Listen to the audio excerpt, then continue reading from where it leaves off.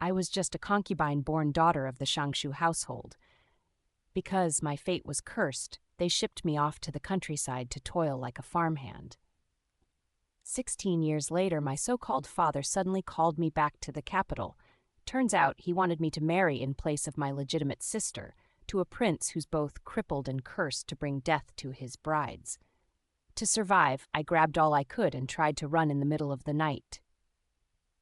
The moment I jumped down the wall, a pair of strong arms caught me in midair. "Aren't you still climbing walls like you used to in the countryside, Princess Consort?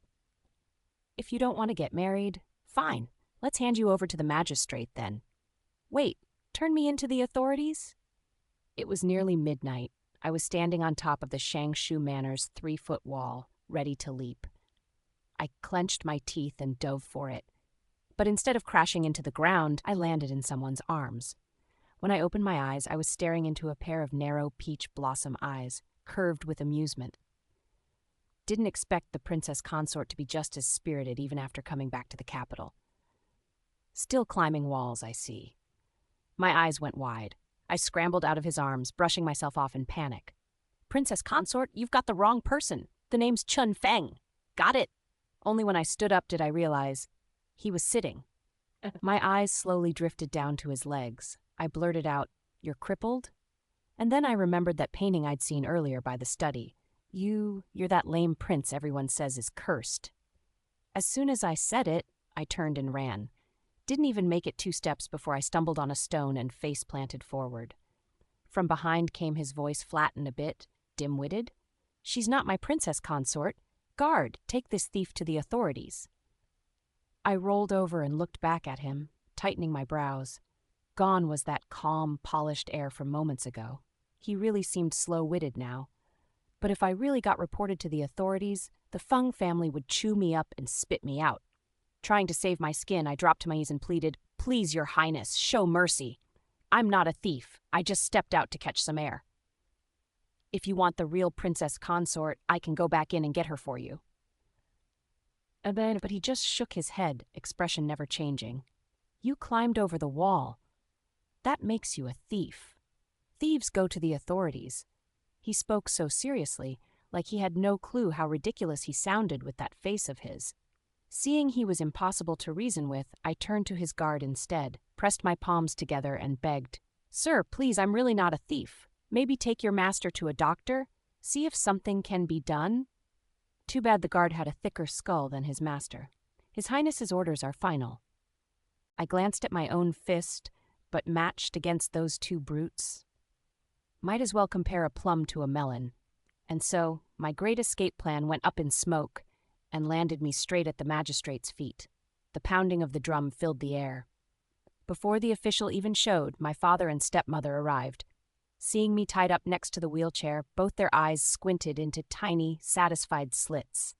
My father slapped me across the face, knocking me to my knees. Heavens weep, what a disgrace to this family. My stepmother patted his back as if helping him breathe. "Chiner, you know your place. Your father and I searched all over the capital for over 10 years, finally found the perfect match for you, and you still aren't content? Would you rather anger your father to death before you're happy?" They made it sound like I'd committed a grand crime. I scowled and opened my mouth to explain. "That's not." Crack, another slap from my stepmother, so hard I bit my own tongue. "Still trying to deny it? We got you a prince, and you still won't appreciate it. Now look, the prince himself caught you mid-escape. Who else would want to marry you after this? Good thing we hadn't prepared your dowry yet. You'll just have to enter the palace as a concubine." I stared at her in shock, and suddenly it clicked. If I'd really managed to sneak off without anyone noticing, how did they get here so fast? They must have set me up. I finally shouted, "Liar, you made me run on purpose. You're making me take Ching Feng's place and marry a crippled prince who supposedly brings bad luck to his wives, and you're not even giving me a dowry? Fine. If she wants to play dirty, I'll play rough." Then that so-called fool suddenly widened his eyes and bit down on all 10 fingers. "You're saying this pretty sister is my princess consort? But she actually tried to climb over the wall in the middle of the night?" My stepmother dabbed at her eyes dramatically. It's all my fault for not raising her well. I'll take her back and punish her thoroughly. Beat her to death if it comes to that." Father looked like he was about to pop a vein with disappointment. My heart nearly stopped. I thought, at worst, they'd just send me back to the countryside. But beat me to death? I sneaked a glance at the prince. Chen Shao looked totally unfazed, like he hadn't heard a word. Return home and get beaten to death, or get married and maybe die from bad luck. Not much of a choice. Still, who knows who'll bring death to whom first? I steeled myself, dropped to my knees, clutched his robe, dug my other hand hard into my thigh till tears came, and looked up at him. "This humble girl admits her mistake. Please, Your Highness, have mercy." Judging by how he acted last night at the wall, I had a gut feeling there's more to him than meets the eye. But it was only a hunch, a gamble. I hadn't even finished pleading when Chen Shao laced his fingers, smiled brightly, and looked right at me. "Pretty sister asked so nicely. How could I ever say no?" Then he glanced at the guards behind him and said, "Then tomorrow I'll marry my pretty sister. I'll provide her dowry myself." My father and stepmother stared at each other in disbelief, clearly caught off guard. Chen Shao just kept smiling at me, but the more he smiled, the more questions clouded my head.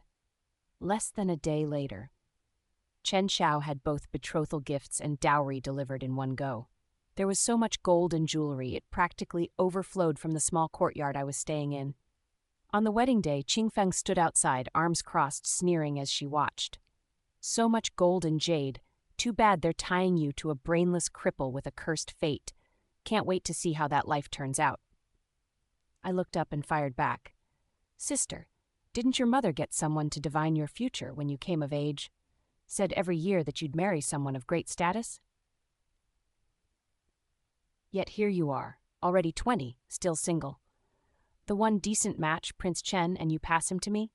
What's more, you've clearly been eating too well lately. Wait too long and you won't just be old, you'll be out of options, maybe worse off than me."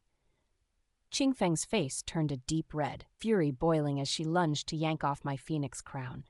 I lifted my foot and kicked her square in the stomach. Her maid rushed up just in time to pull her back. "Miss, be careful of your stomach." Only then did she stop, pointing at me, teeth clenched. "You little stray, used your foot on me? Let me tell you, my mother had it read again. I'm destined to be crown princess. Meanwhile, you'll spend your life wiping after that idiot? You'll be widowed within 2 years if he doesn't take you with him first. And even if you survive, you're stuck. Just wait and see how I deal with you." With that, she flung her sleeve and stormed off. I turned to the bronze mirror, straightened my tall phoenix crown, and lost myself in thought for a while. Same father, different mothers, but on my wedding day, she cursed me like I was her mortal enemy. Sheer watched me from the side and sighed, "Miss, if you're really worried, maybe we sneak out later when the crowd's thick. There's room for us somewhere in this world." I shook my head. "We're already here. No point running." People say a lot of things, doesn't mean they're true. I actually think His Highness doesn't seem so simple. And the curse? That might just be storytelling too. Sheer blinked, surprised. I reminded her, "Don't you remember the storyteller we listened to at the market last year? Those 3 women who died were all from families connected to the ladies that caused his mother's death in the palace. Everyone says it's his mother's ghost haunting them, but I think the real ghost is the prince himself. Just like here in the Shangshu manor, the ghost haunting for my mother's injustice is me." On our wedding night, the moment the veil was lifted, the first thing I saw was a tall pair of legs. The man who was supposed to be in a wheelchair just stood up, but I didn't react much, just stared straight at him. He glanced at me with a smirk, a hint of tease in his eyes. "Well, it's only been 2 years, elder sister Chun. Don't tell me you've forgotten me already." I froze for a second.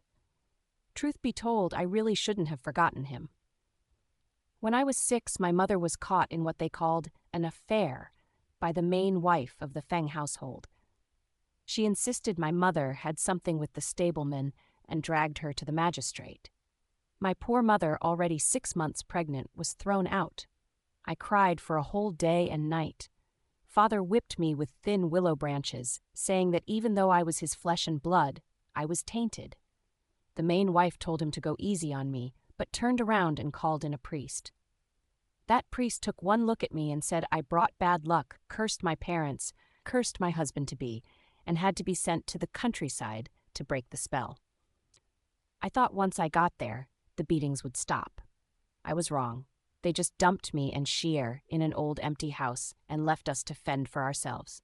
Every morning before dawn, we'd be out collecting firewood and herbs to make just enough money to scrape by, only returning when the sky turned completely dark.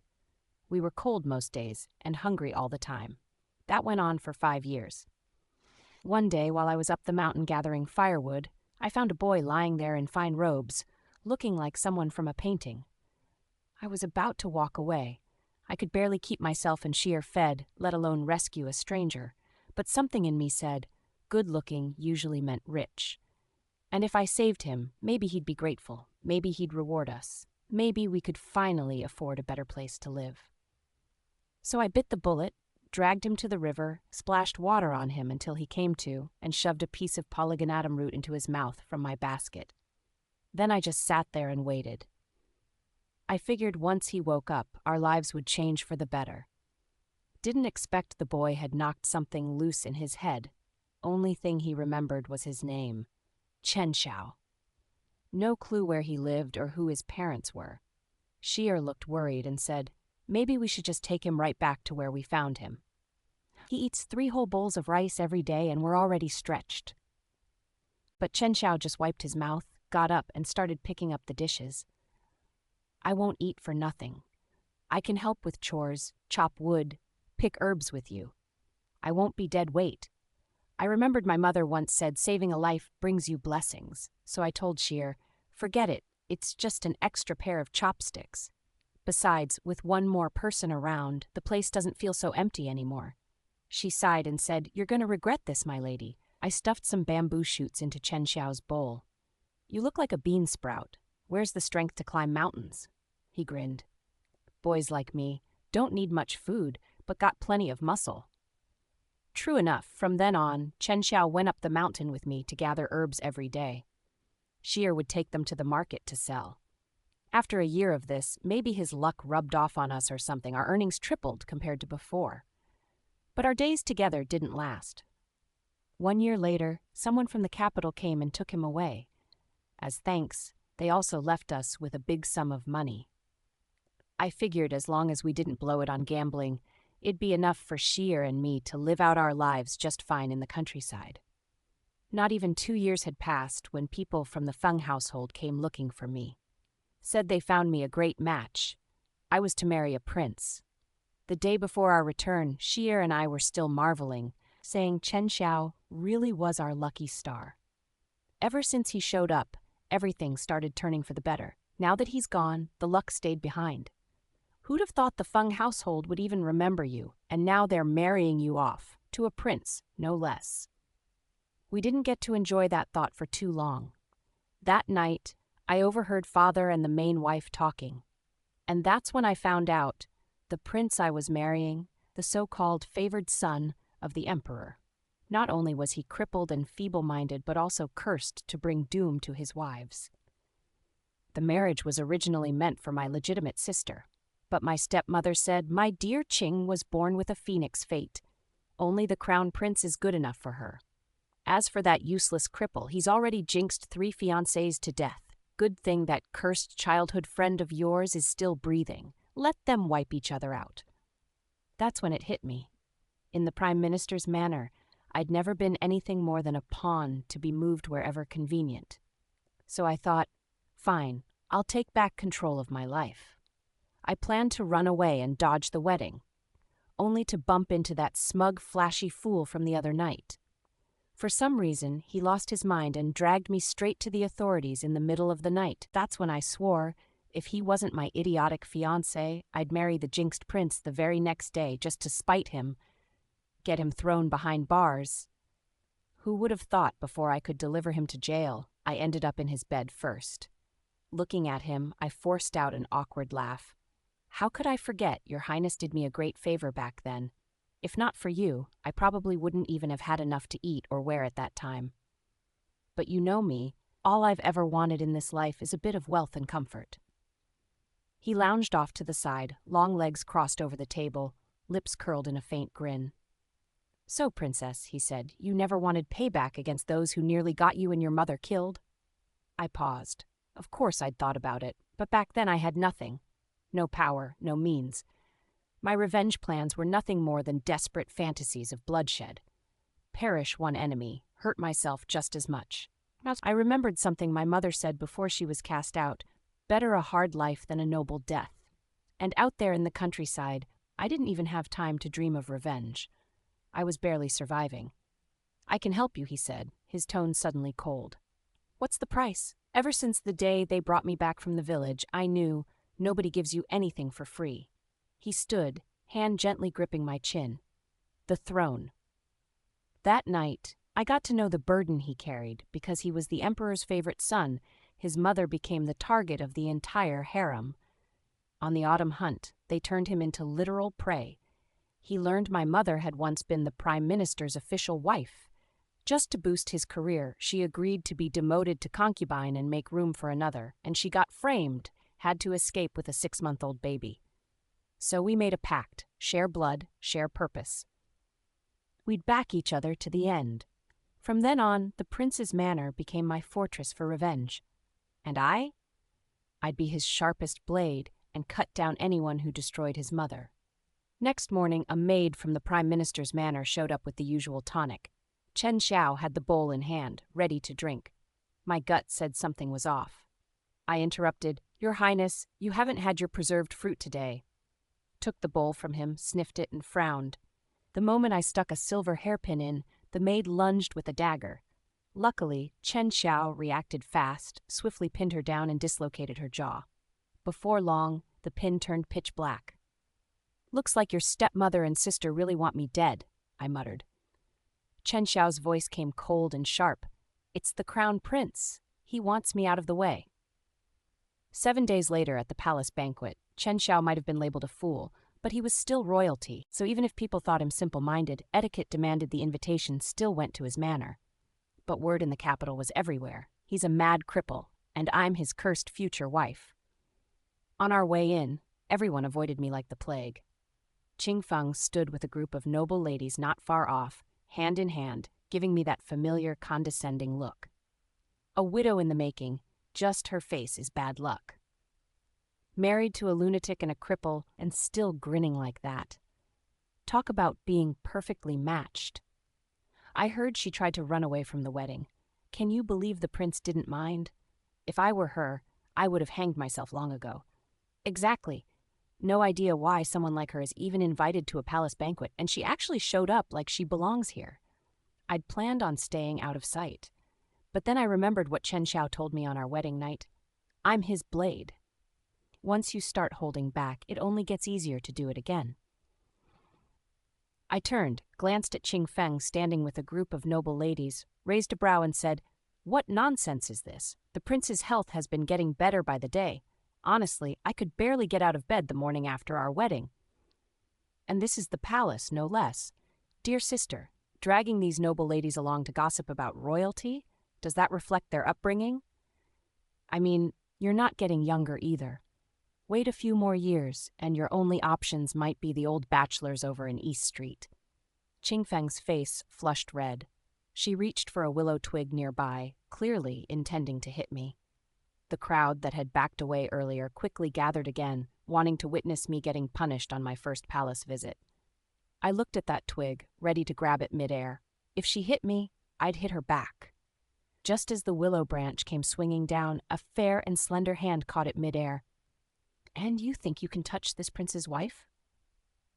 Still seated in his wheelchair, Chen Xiao looked composed and refined, his hair neatly tied with a jade crown. He no longer had the awkward rural look or the timid, tense air from a few days ago. It was like someone had unsealed him. I was just about to swoon when I suddenly heard a sarcastic voice behind me, followed by the sound of clapping. Who would have thought? Sixth brother gets married and suddenly knows how to stand up for someone.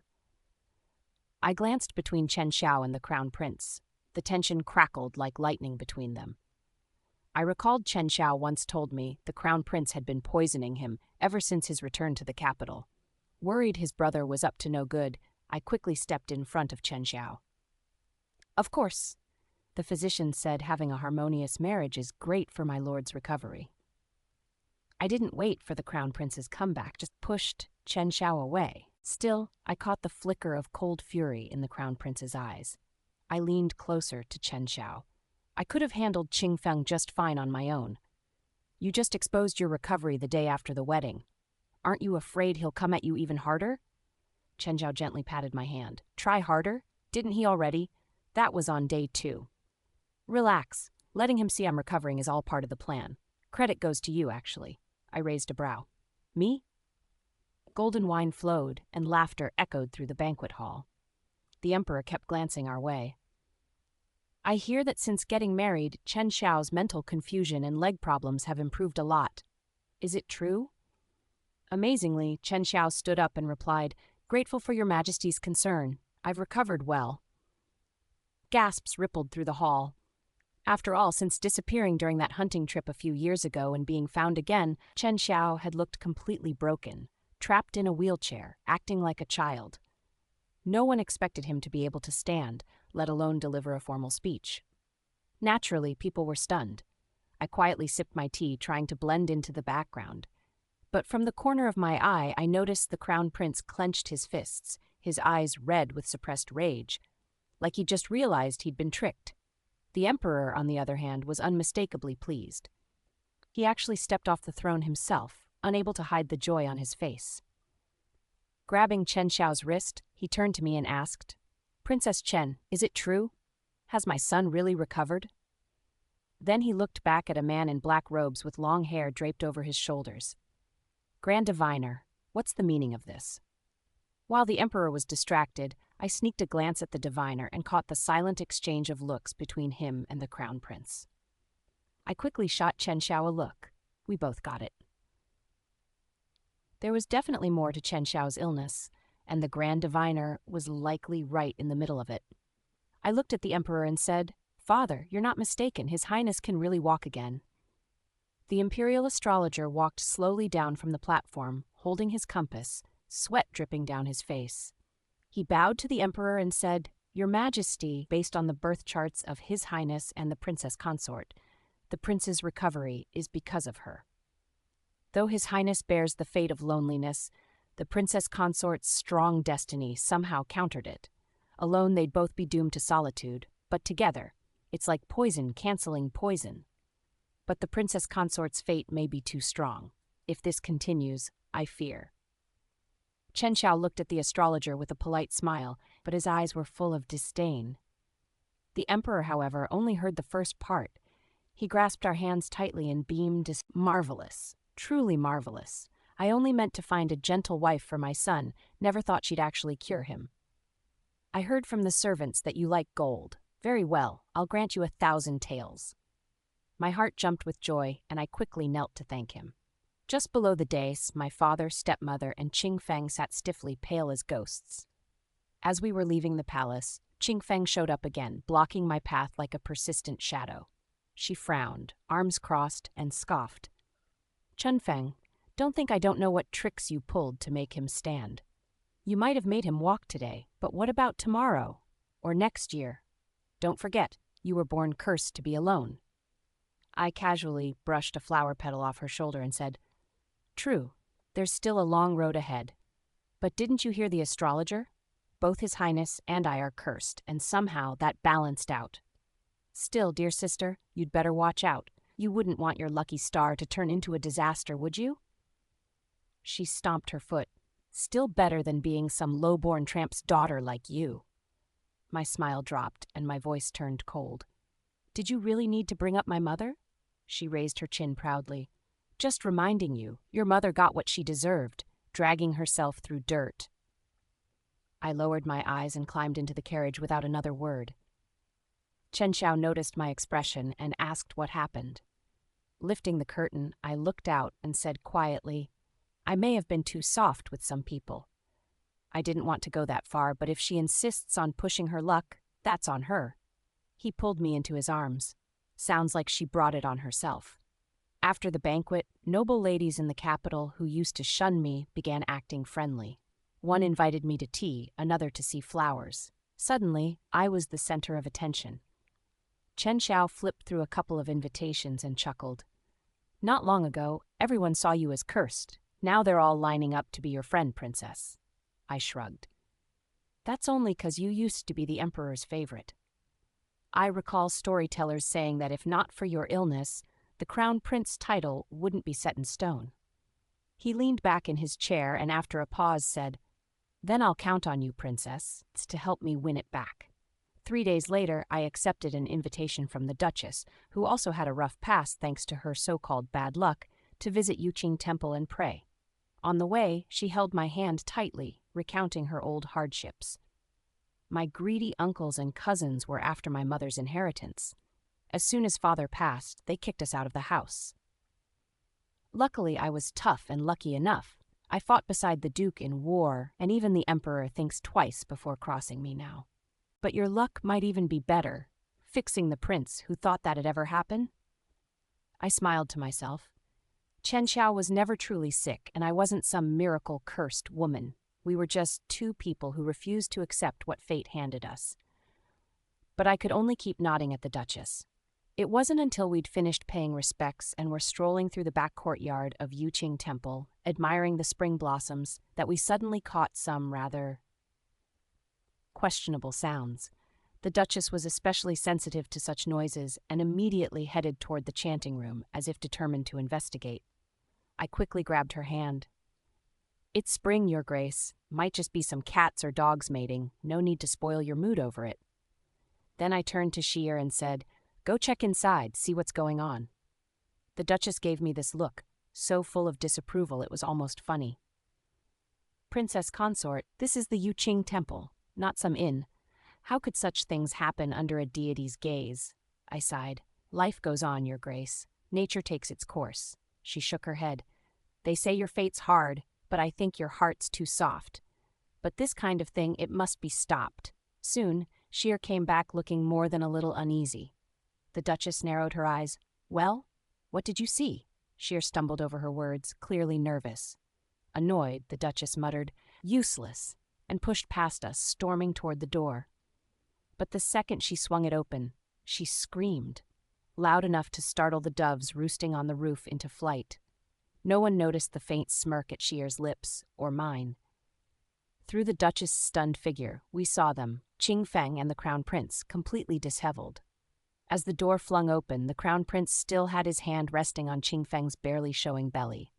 Later that day, Qing Feng was dragged back to the House of Ministry, blindfolded and tied like a criminal. By nightfall, their affair had already spread across the capital like wildfire. And since I came from the same house, everyone at the prince's residence now looked at me with disdain. Sheer swung by with news. Apparently, I was getting blamed at court too, with some even asking His Majesty to revoke our marriage. "She's from the House of Ministry," they said. Such disgrace has no place in the royal family. For a second, my heart caught, then settled right back where it was. I glanced at Sheer. "That's it?" She looked like she was about to pull her hair out. "Isn't that enough already? Lady Yue got thrown out of the house back then, all because of gossip. If I'd known this would happen, I wouldn't have gone along with your plan, Your Grace. This is like winning a fight, but wrecking yourself too." I waved her off. "It's not the same. Sheer, think about it. Doesn't Qing Feng's situation now look just like my mother's back then?" Sheer was still pacing, trying to wrap her head around it, when Chen Xiao walked in from outside. Ever since the palace banquet, His Majesty had ordered him back to court. He looked at me, deep eyes unreadable, a yellow imperial scroll in hand. I jumped up and exchanged a worried glance with Sheer. "Please tell me he's not here to send me packing." I took a deep breath. Back on our wedding night, he promised we'd face things together. But the trauma from my early years, some things just don't go away overnight. I froze, staring straight at that scroll. "What's that?" He took my hand, placed the scroll in it, and said bluntly, "Take a look for yourself." I opened it, already annoyed. My fist thudded against his arm as I shot him a glare. The scroll didn't say he was divorcing me. It said I was to be adopted by the Duchess, officially severing ties with the House of Ministry. It was good news, and yet his deadpan face almost gave me a heart attack. He caught my fist and smirked. Heard your dear sister got bundled up like a maid and delivered to the Crown Prince's manor last night. My informant says that if not for the prince still needing the ministry's support, he wouldn't have even made her a concubine. Well, Princess Consort, are you satisfied now? I tilted my head and smiled. What do you think, Your Highness? But hey, until that stepmother of mine marries the stable hand, this game ain't over yet. 3 months later, His Highness took me to Fanlu for a meal. He ordered a whole table full of dishes, and just as everything was served, a commotion broke out next door. I was never one to sit still when something juicy was going on. Nosing around always beat eating. So without a second thought, I leaned over to peek through the crack in the door. And what a scene. Standing in the middle of the room was the Crown Prince, face flushed with anger. Opposite him were the disguised imperial diviner and the physician from the prince's residence, both kneeling. The Crown Prince was breathing heavily, chest heaving with rage, and suddenly he flipped the entire table. Soup splashed everywhere. He pointed at the two men and practically shouted, "You said Chen Shao had a deadly tribulation this year. That as long as he made it through, I'd have nothing to worry about. And didn't you swear those poisons you gave to that useless idiot were the deadliest? So why is he up and walking around? Why has he regained his wits and is now helping the emperor handle court affairs? Why?" He was losing it, ranting like a frustrated toddler. I turned to Chen Shao with a click of my tongue. Looks like someone's starting to panic. Chen Shao sipped his wine, eyes glinting with amusement. "Does her ladyship have a plan?" I pouted. "Maybe it's time to go all in.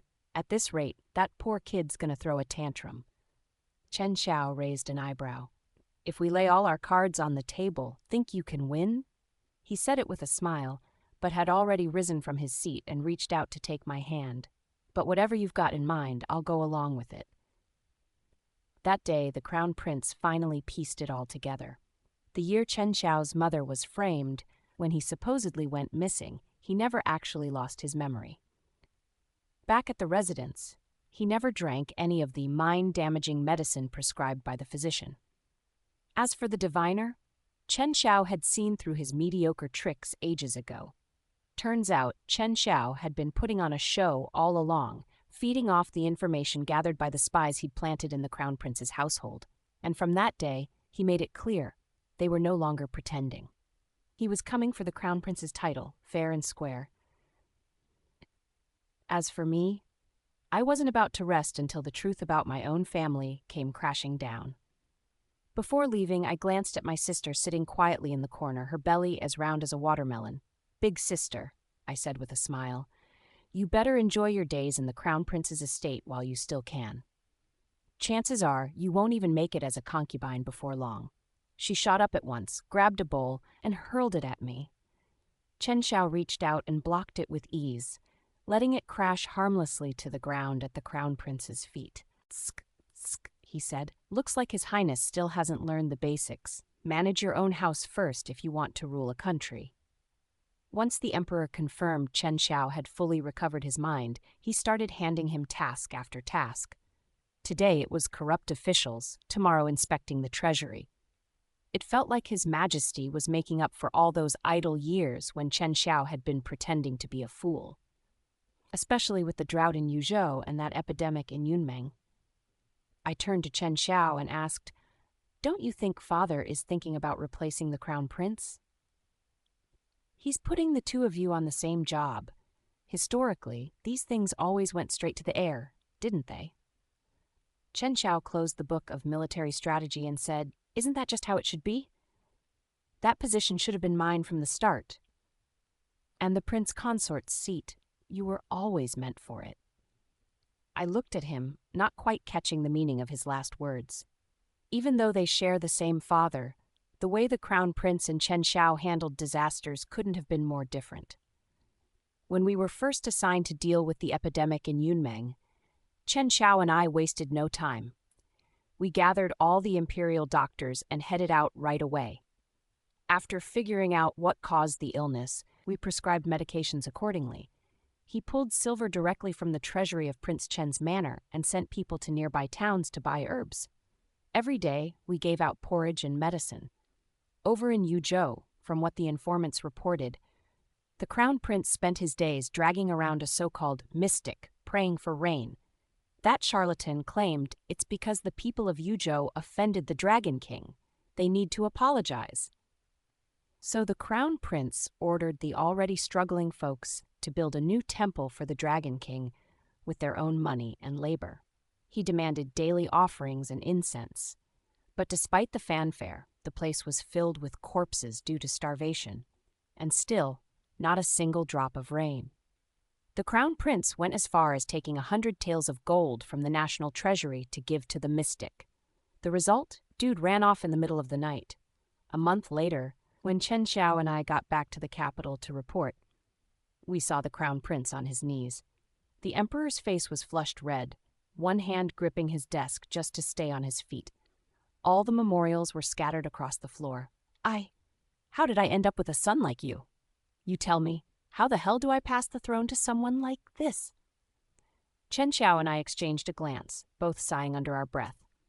Then we stepped forward and asked for permission to help alleviate Yuzhou's drought. With the emperor's approval, we took the deputy minister of works and started constructing river channels to bring water into Yuzhou. The moment we turned to leave, we heard the emperor order the crown prince to be confined. 3 months later, Chen Xiao and I returned to the capital with news that the drought in Yuzhou had eased. When we entered the palace, the eunuch beside the emperor looked visibly troubled. My lord and lady, the emperor was absolutely thrilled to know you solved the drought problem. He even planned a celebratory banquet, but it's unfortunate. The Empress Dowager has fallen ill. Everyone in the palace needs to tend to her. I nodded at him and said, "It's all right. Grandmother-in-law's health comes first. It's my duty as her granddaughter-in-law to serve her as well." Chen Xiao glanced at me, and we both smiled knowingly. 3 days later, I was walking with the Empress Dowager in the garden to help her relax. As we passed by the Eastern Palace, I thought I heard the faint sound of music. She asked if I heard it too. I quickly put on a respectful look and said, "Maybe someone's doing rituals inside to pray for your recovery?" But she shook her head, pulling her hand from mine and walking straight in. Nobody was guarding the entrance. I had no choice but to follow behind. And there he was. The crown prince, perched high on his seat, girls on each arm, watching a performance with a smug look while his guards sat around boozing. He took a swig and sneered, "Chen Xiao, that bastard's just some fancy trickster. The gods told me, no one can shake my place as crown prince. Once I get the throne, the entire Prince Chen's manor's done for. You'll all be consorts too, every last one of you. As for that sickly old Empress Dowager, what kind of nursing care does she even need? When I become emperor, I'll toss her in some remote palace and leave her to rot." He raised his cup again, drinking from the goblet passed by a nearby beauty. The Empress Dowager gripped her cane, trembling from head to toe. I stepped up to help her, but she shoved me away. "Guards, bring the emperor," she shouted. "Let him see for himself. The prince he picked turned out like this." The emperor was absolutely furious. That day, he actually drew his sword and chased Anxiao all over the Eastern Palace, storming through the halls for nearly half a day. By the time Chen Xiao arrived, he had no clue what was going on and almost watched his father chop off Anxiao's arm on the spot. Chen Xiao rushed to snatch the sword from the emperor's hands. "Please calm down, father. Regardless of what my brother and his mother did to frame my mother back then, he's still your son." Bad move. He shouldn't have brought that up. The moment he mentioned it, the emperor flared up again and tried grabbing the sword back. Even the Empress Dowager frowned deeply. I tugged lightly at her sleeve. She gave the back of my hand 2 gentle pats, murmured a quick, "Well done," and stepped up. "Sire, no matter how disgraceful this son of yours has acted, he's still one of your own. If you kill him now, people will say the house of Xiao fell to infighting." And Xiao's eyes lit up with a glimmer of hope at her words. But then she went on, voice sharp. "I've been feeling unwell these days, and guess who's been looking after me? Not one visit from the prince's consorts. It's been the crown princess tending to me this whole time. And as for state matters, when there was a drought in Yuzhou and a plague in Yunmeng, who handled it? The Prince and Princess of Chen did. Let's talk about filial piety and competence. Do you see any of that in your dear son? Killing him would be too easy. Strip him of his title and give the position to someone who actually deserves it. I exchanged a glance with Chen Xiao. We both dropped to our knees. Please think twice, father, Chen Xiao said. I'm unworthy. Titles and duties aside, we only did what any dutiful son and subject should. We'd never claim credit for that. We bowed our heads together in silent respect, but that only pushed the emperor over the edge. He flung his sleeves, glaring down at Chen Xiao. I've made up my mind. If your mother hadn't been framed, if you hadn't lost your mind back then, there's no way this ungrateful child would have ever become crown prince. Xiao Li, draft the decree, strip An Xiao of his title. From this day forward, the Prince of Chen will take his place and begin acting as regent. I looked to the side where my sister stood, disheveled and disgraced, the corner of my mouth curled slightly. So much for that child of hers I once worried over. A part of me had felt torn. Killing her meant harming the innocent, but letting her go might come back to haunt us. Luckily, both she and the former prince were a mess in their own ways. While Chen Xiao and I were busy in Yunmeng dealing with the plague, we'd already heard from scouts. She got into a fight out of jealousy over one of An Xiao's favorite concubines. That led to the miscarriage of a 6-month-old baby boy. Once Chen Xiao became crown prince, the first thing he did was investigate the Ministry of Rights. And wow, we had no idea how dirty things really were. Turns out my father had been no honest official. He built everything off my mother's family name and her dowry, spent her money on shady loans, all while flirting behind her back with Qingfeng's mother. He'd tell people my mother wasn't attractive anymore and needed to step aside. And when he wormed his way into higher powers, he used fake records to make himself look clean. A crooked man in the guise of a modest official. As for my stepmother, she wasn't exactly sitting idle. Behind my father's back, she got involved with countless men. And my poor mother, so gentle, so endlessly forgiving, she tolerated it all, until she was handed off like some old maid to one of the stable hands. Luckily, that coachman was loyal. Even after he and my mother were kicked out of the Shangshu manor, he never once crossed any lines. He just kept serving her the way people did back when she lived with my maternal family. Chen Xiao asked me how I planned to deal with my father. I said, I think it's up to my mother. In the prison, my father and stepmother were in dirty prison clothes, hair a mess, bruises everywhere. The guards already told us, after my father found out about her cheating, they'd been fighting non-stop, beatings, yelling. If it weren't for the ginseng soup mixed in their meals, they probably wouldn't even be conscious. As soon as they saw us, they scrambled over and dropped to their knees, begging me to let them go for the sake of our family ties. To be fair, their crimes, severe enough to behead them, lenient enough to exile. I turned to my mother and asked, "Do you want to spare them?" Her eyes turned cold instantly. They don't deserve it. With that, she turned and walked off. I looked at the two behind the iron bars and shrugged. You had your chance, you just didn't want it. Honestly, I never expected her to forgive them. I brought her here just so she could see for herself. The people who made her suffer finally got what they deserved. Chen Xiao's coronation day was beautiful, not a cloud in the sky. But then, those two showed up, looking like they'd crawled out of a ditch, wearing rags, covered in filth. They charged at us with knives, shouting, "You disgusting pair, I'll kill you." Didn't even make it to the hall before the outer guards took them down. Turned out it was the former crown prince and his consort. 10 years of bitterness, and they thought they'd take us down. Well, that didn't go as planned. I told Sheer to stuff one of Grandma's old foot wraps in their mouths, then turned and walked the red carpet with Chen Xiao. After 10 years in the countryside, 10 years as a pretend crown princess, I get it now. The best revenge? Letting your enemies watch you get everything they dreamed of, while they're left with nothing but illusions. After the coronation, Chen Xiao and I had them sent back to the countryside, same place we used to live. No fancy house, just a drafty little cottage. We assigned a few people to check on them every now and then, make sure they lived long enough to regret everything. Let them taste what we went through. They couldn't take it. Grew up spoiled, soft. Less than half a year later, Dropped dead from heartbreak, I looked at Chen Xiao and sighed, guess we're actually pretty tough. Lived through all that, and still kicking. But hey, back then you said I was born to be the crown princess. Were you really buying into that fortune teller nonsense? Chen Xiao shot me a mocking smile. You've fought beside me for years. You think I'm as dumb as he was? That stuff about fate? Nah. I knew we were betrothed from the beginning. I was just sure I'd end up as crown prince. I blinked. Betrothed? He pulled out a jade talisman from my mother's side of the family. Yup, your mom and mine were close friends. You just didn't know. I stared at him wide-eyed. Maybe sometimes fate really does pull the strings.